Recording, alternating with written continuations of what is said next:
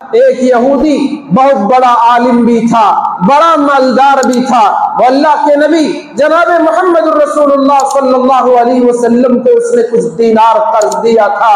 वो आया रसूलुल्लाह सल्लल्लाहु अलैहि वसल्लम के पास आया, आपसे उसने उन दीनारों का मुतालबा किया, अपना कर्जा वसूल करना चाहा कि मैंने आपको जो कर्जा दिया है, जो मैंने दीनार दिए हैं, वो मुझे जरूरी है, आप मुझे उसे वापस कर दें। रसूलुल्लाह सल्लल्लाहु अलैहि वसल्लम ने इरशाद फरमाया कि मेरे पास तो इस वक्त वो दीनार मौजूद नहीं कि मैं आपको वापस कर दूं। तो उस यहूदी ने आपसे वो कहने लगा कि मैं तो उस वक्त तक आपको नहीं छोड़ूंगा जब तक कि आप मेरा कर्ज वापस ना कर दें। अल्लाह के नबी अलैहिस्सलातु वस्सलाम ने इरशाद फरमाया, अगर तुम्हारी बात यही है तो मैं तुम्हारे साथ बैठ जाऊंगा और तुमसे जुदा ना होगा जब तक कि तुम्हारा कर्जा मैं तुमको वापस ना कर दूं। हम होते कितनी बातें सुनाते, कितने सख्त अल्फाज और सख्त लहजा हमारा होता, चेहरे का रंग बदल जाता, चेहरे का तेवर बदल जाता। और यहां रसूल अकरम की मुबारक हस्ती है, आका अलैहिस्सलातु वस्सलाम से वो मुतालबा कर रहा है। आपके पास और आपके साथियों के पास भी उस वक्त में ऐसी हालत नहीं थी कि वो कर्जा अदा कर दिया जाए। तो इस यहूदी ने आलिम होने के बावजूद और बड़ा मालदार भी था, अपने दीनार का मुतालबा करने के लिए जिद पर आ गया। अल्लाह के नबी अलैहिस्सलातु वस्सलाम ने फरमाया, ठीक है मैं तुम्हारे साथ रहूंगा। हदीस में आया, आका अलैहिस्सलाम से सुबह के वक्त में जो उसने मुतालबा किया, सूरज ढला, जोहर की नमाज का वक्त आया, आपने उसी जगह पर जोहर की नमाज पढ़ी और वहीं बैठे रहे। फिर असर का वक्त आया, आप वहीं नमाज असर भी अदा फरमाई। वो यहूदी आपके पीछे लगा हुआ था। फिर सूरज गुरूब हो गया, आपने नमाज मगरिब भी वहीं अदा फरमाई। यहूदी आपके पीछे लगा हुआ था। ईशा का वक्त आया, आपने ईशा की नमाज भी वहीं पढ़ी।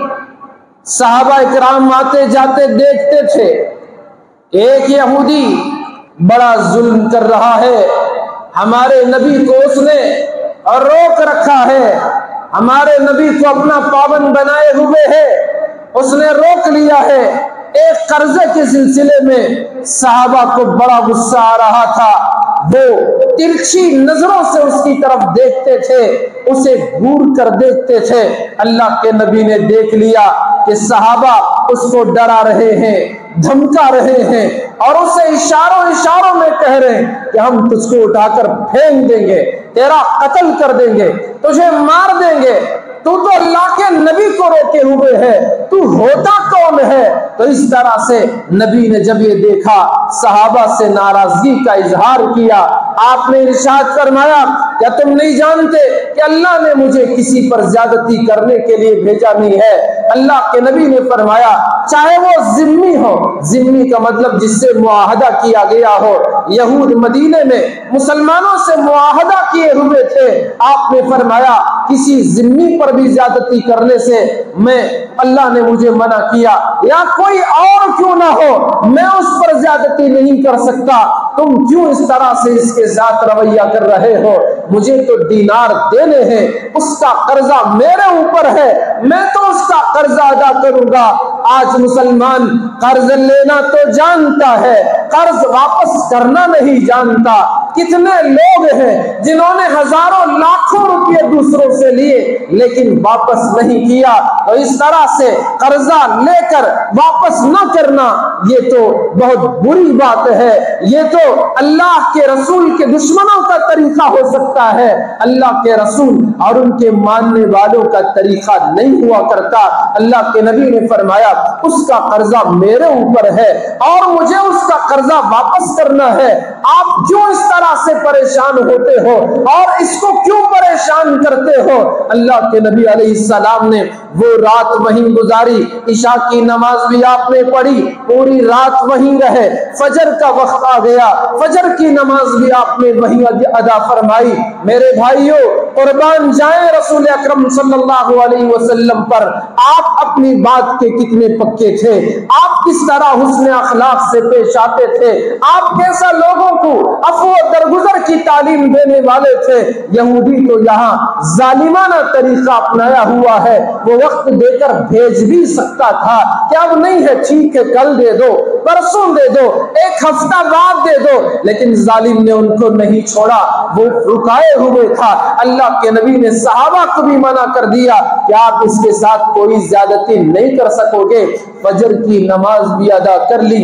हदीस में आता है, जब दिन का उजाला फैलने लगा, जब रोशनी फैलने लगी, उस वक्त वो यहूदी कहने लगा, और जो सहाबा उस वक्त मौजूद थे उनसे खिताब करके कहने लगा, अल्लाह की कसम, मेरा मकसद तुम्हारे नबी को तकलीफ देना नहीं था, आपको परेशान करना मकसद नहीं था, बल्कि मैंने पिछली आसमानी किताबों में आखिरी नबी की अलामतें पढ़ी हुई थी, उनके बारे में पढ़ा था, उनके औसाफ पढ़े थे, उनके अखलाक को पढ़ा था, उनके कमालात का इल्म हासिल किया था। मैं जानना चाहता था क्या वाकई वो चीजें इस आदमी में, इस आखिरी रसूल में वो चीजें, वो अलामतें पाई जाती हैं या नहीं पाई जाती। मैं उसको देखना चाह रहा था। मैंने तौरात में पढ़ा था, पिछली आसमानी किताबों में पढ़ा था कि आखिरी नबी अलैहिस्सलातु वस्सलाम पैदा होंगे मक्के में, हिजरत करेंगे मदीना की तरफ, और वो जबान के अच्छे होंगे और मिजाज के नरम होंगे, सख्त मिजाज ना होंगे, उनका मुल्क तो शाम की सरहदों तक फैला हुआ होगा। वो जो औसाफ मैंने देखे थे, बड़े थे, वो जानना चाह रहा था। मैं कहता हूं खुदा की कसम, वो औसाफ इनके अंदर है। उन्होंने फौरन कलिमा पढ़ा, अशहदु अल्ला इलाहा इल्लल्लाह व अशहदु अन्नका अब्दुहु व रसूलुहु। मैं गवाही देता हूं कि अल्लाह के सिवा कोई माबूद नहीं, और इस बात की भी गवाही देता हूं कि आप अल्लाह के बंदे और उसके पैगंबर हैं। ईमान लाया, फौरन कहने लगा, या रसूल अल्लाह, मेरा आधा माल आप पर कुर्बान है, आप जहां चाहे उसको खर्च फरमा दें, जिस रास्ते में चाहे आप उसको लगा दें, जिसको चाहे आप उसे उसमें बांट दें। ये माल मेरी कमाई का, मेरी जिंदगी का ये आधा माल आपके हवाले है, कुर्बान जाए। अभी ईमान कबूल किया, अभी अल्लाह की खिदमत में आपके कदमों पर अपनी जिंदगी की कमाई का आधा माल लुटा रहा है। फिर थोड़ी देर के बाद में उसने फौरन कहा, या रसूल अल्लाह, आधा माल क्या, मेरी पूरी पूंजी, मेरा पूरी जिंदगी का सरमाया, सारे का सारा माल आपके कदमों में है, आप जहां चाहे उसको खर्च फरमा सकते हैं। कैसा ईमान था! लम्हों में दिल जो ईमान की कैफियत को कबूल किया, पहचान हो गई। आखिरी नबी अलैहिस्सलातु वस्सलाम को जो जान गया, आपकी नबूवत की गवाही जो दे दी, आपको जो तस्लीम कर लिया, लम्हों में दिल में इतना ईमान भर गया, दिल ईमान की कैफियत से इतना मामूर हो गया, उसे अब अपनी जिंदगी की परवाह नहीं है, उसे अब अपने माल की परवाह नहीं है, पूरा माल हुजूर के कदमों में निसार कर दिया।